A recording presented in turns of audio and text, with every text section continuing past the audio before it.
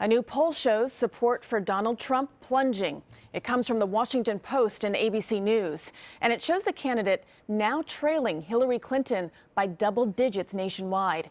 She now leads him 51% to 39%. That is a dramatic change from last month when she only held a slim 2-point edge over Trump. Susan Page, USA Today Washington bureau chief, is in Washington, and she joins us now. Susan, nice to see you today. Are these poll numbers just minor setback, or does this really show real trouble for Trump?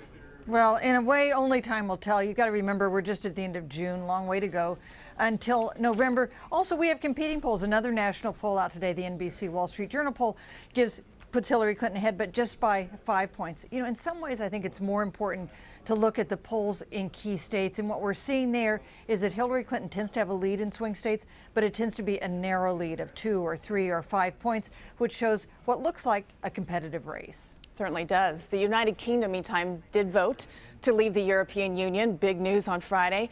What impact might this have on the 2016 election? Who benefits? Which candidate benefits? Well, Donald Trump immediately announced that it benefited him because he had advocated, he supported the side that carried the day, the leave side.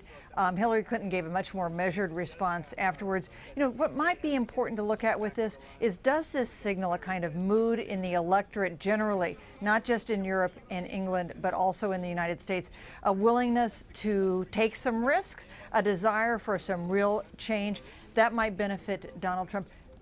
Just one other thing to note, if this has economic consequences in the United States, maybe voters in the United States will look at what voters in Great Britain did and say, well, not so fast, maybe we don't need kind of dramatic change that they voted for. Yeah, that might be a little scary to see what happened there, and they think, oh geez, I don't want that to happen here across the pond, that's for sure. Let's talk about the possible third-party candidate. We're starting to see Libertarian candidate Gary Johnson getting some substantial support in a few of the polls out Sunday. So what impact does a third-party candidate have?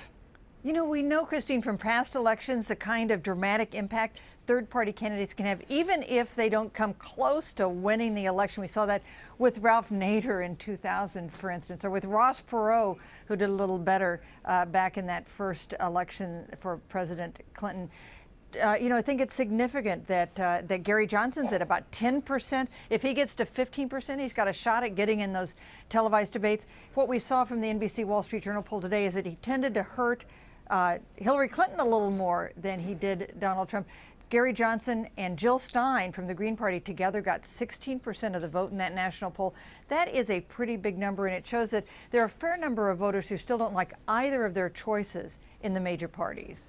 Conservative columnist George Will said that he's leaving the Republican Party because of its presumptive presidential nominee, Donald Trump. So as we approach November, I know you said earlier that we still have some time here, but does the Republican Party risk having more of its members jump ship? Well, a divided party definitely has trouble winning elections. We know that. On the other hand, no secret that a lot of Republican elites, and you'd put George Will, the columnist, in that category, have been very unhappy with Donald Trump.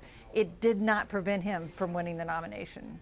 So can Trump, though, realistically stay competitive without the full backing of his party? He needs to get the full backing of Republican voters and Republican-leaning voters.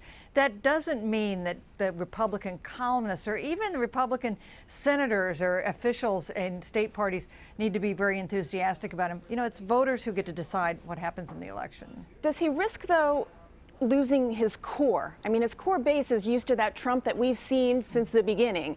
And if they're asking him to kind of trail it back a little bit, what does that do to his core support? Yeah, that's a real dilemma for every candidate like Trump that has such a fervent core support, but who really needs to expand his appeal. And so far we've seen Trump, I think, have some difficulty with that pivot to a general election. His core support continues to be pretty enthusiastic about him. He's having some trouble, I think, with that broader message that might appeal to the voters that would get him over the finish line when it comes to winning with that broader electorate.